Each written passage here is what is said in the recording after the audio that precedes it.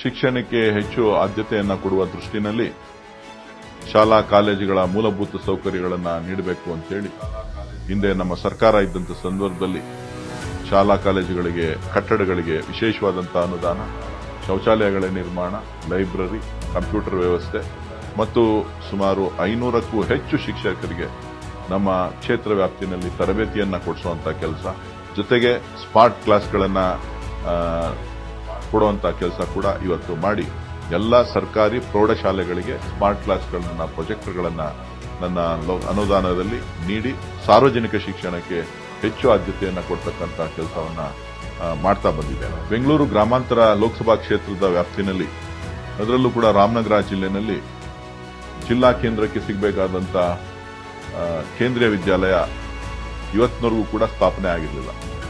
ಆ ಒಂದು ಸಂದರ್ಭದಲ್ಲಿ ಚನ್ನಪಟ್ಟಣ ಮತ್ತು ರಾಮನಗರದ ಮಧ್ಯೆ 10 ಎಕರೆ ಪ್ರದೇಶದಲ್ಲಿ ಒಂದು ಸುಸಜ್ಜಿತವಾದಂತಹ ಕೇಂದ್ರೀಯ ವಿದ್ಯಾಲಯವನ್ನ ಪ್ರಾರಂಭ ಮಾಡಿ ಇವತ್ತು ಆ ಭಾಗದ ನನ್ನ ಜಿಲ್ಲೆಯ ವಿದ್ಯಾರ್ಥಿಗಳಿಗೆ ಅದು ಅನುಕೂಲ ಆಗ್ತಾ ಇದೆ.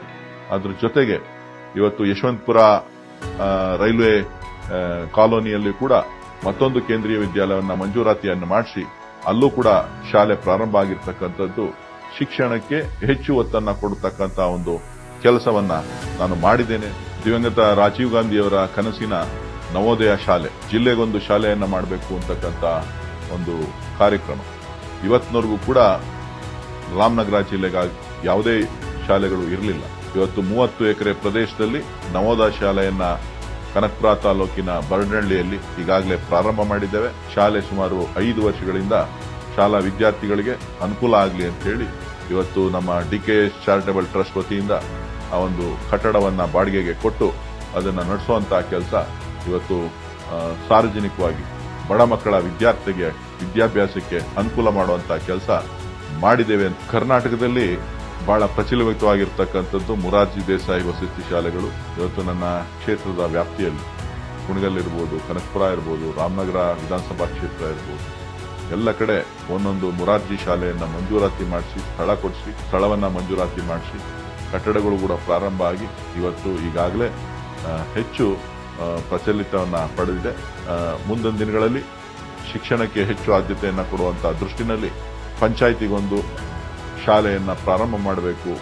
ಕರ್ನಾಟಕ ಪಬ್ಲಿಕ್ ಮಾದರಿ ಶಾಲೆಗಳನ್ನು CSR ಮುಖಾಂತರ 10 ಕೋಟಿಗೂ ಹೆಚ್ಚು ವೆಚ್ಚದಲ್ಲಿ ಇವತ್ತು ಶಾಲೆಗಳನ್ನು ನಿರ್ಮಾಣ ಮಾಡಲಿಕ್ಕೆ 20 ಶಾಲೆಗಳ ಜೊತೆ 20 ಶಾಲೆಗಳನ್ನು ಪ್ರಾರಂಭ ಮಾಡಲು ಈಗಾಗಲೇ MOUಗಳನ್ನು ಕೂಡ ಮಾಡಿದ್ದೇವೆ. ಕೆಲಸ ಪ್ರಾರಂಭ ಆಗುವಂತದ್ರಲ್ಲಿದೆ. ನನ್ನ ಗುರಿ ಉತ್ತಮವಾದಂಥ ಶಿಕ್ಷಣವನ್ನ ಬಡವರು, ರೈತರು ಮತ್ತು ಕಾರ್ಮಿಕ ವರ್ಗದ ಜನರಿಗೆ ಆ ಗುಣಮಟ್ಟದ ಶಿಕ್ಷಣವನ್ನ ಖಾಸಗಿ ಸಂಸ್ಥೆಗಳ ಜೊತೆ ಸರ್ಕಾರದ ಒಡಂಬಡಿಕೆಯನ್ನ ಮಾಡಿ ಪ್ರಾರಂಭ ಮಾಡಬೇಕು ಅಂತಕ್ಕಂಥ ಗುರಿಯನ್ನ ಇಟ್ಕೊಂಡಿದ್ದೇನೆ.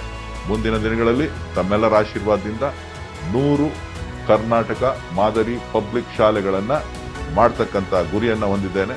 ಈ ಕನಸು ನನಸು ಮಾಡಲು ತಮ್ಮೆಲ್ಲರ ಆಶೀರ್ವಾದ ಬಹಳ ಮುಖ್ಯ ಅಂತ ಹೇಳಿ ನಾನು ತಮ್ಮನ್ನು ಕೋರ್ತಾ ಇದ್ದೀನಿ.